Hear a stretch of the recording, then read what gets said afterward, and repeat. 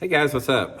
Welcome back to today's edition of The Fishing Teacher, and really appreciate you guys coming by the channel to spend some time with me. Always appreciate that.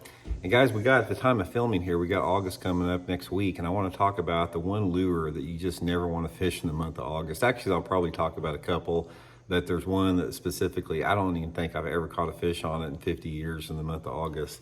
So we're going to get into that in today's video. Also, guys, just a quick reminder about our Fish the Moment Lake map breakdowns. We got our summer map breakdowns up on the website now.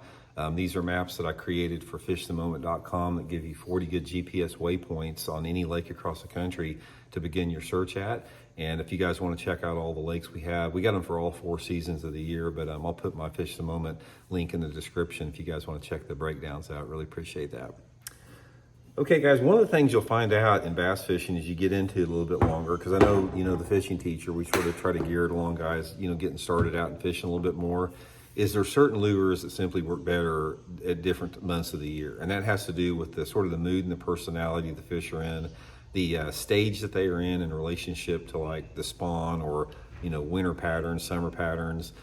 Water temperatures, water clarity, all that has a factor in it. But a lot of it is mysterious. I mean, we can sort of theorize why something doesn't work, but in reality, you have to let the fish tell you. So the lure I want to talk a little bit about today is that I've never caught one on before, is a floating worm, guys. A floating worm is one of the most realistic looking lures to fish that there is all the time. The thing looks like a live worm going through the water, and it's really, really good in the springtime of the year, and also there's a window in late fall where it works pretty good. But in the summertime, specifically the month of August, I don't know what it is about it, this thing will not work. And it doesn't make sense. This is one of the things I don't understand, because a bass is a predator, right? So when you got this floating worm, this thing going crazy across the water like that, looking like something that's trying to get away, and the fish just hammer the thing like in April, why won't they bite it in August? It does not make any sense. But I have tried it, guys. I have tried it so many different places. I fished across the country and can never get a bite on a dang floating worm.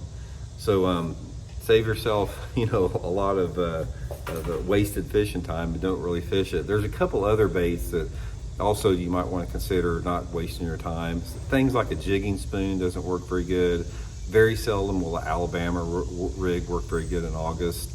Some of your baits that are considered more cooler water lures, like flat-sided crankbaits, there are some situations where they work, but most of the time they won't. A wiggle wart, like a wiggle wart or a rock crawler that is really good in the fall and the winter and the spring, will hardly work at all in August. But the more that you get into fishing, the more that you'll realize that certain lure categories simply, don't work at certain times of the year. That's one of the things about bass fishing that makes it so complicated. I always say that bass fishing is the most difficult sport in the world because there's so many variables.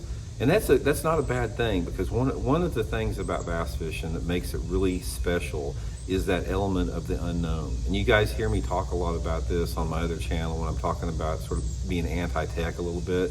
That aspect of going out there and not really knowing what's going to happen is some of the biggest joys of fishing. And then when you finally do figure something out, that is when it's really, really rewarding and satisfying.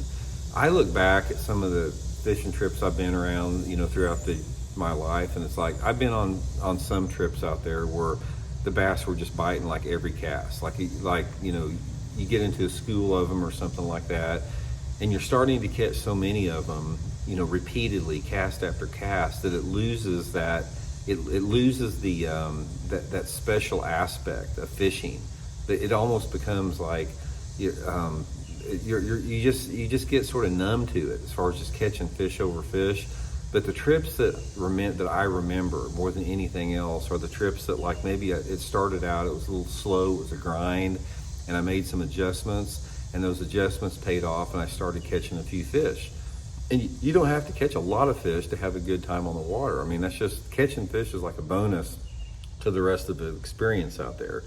But anyway, guys, floating worm, like I said, a little bit of a window on this is that, to me, floating worm is all about, from what I've seen, about water temperature.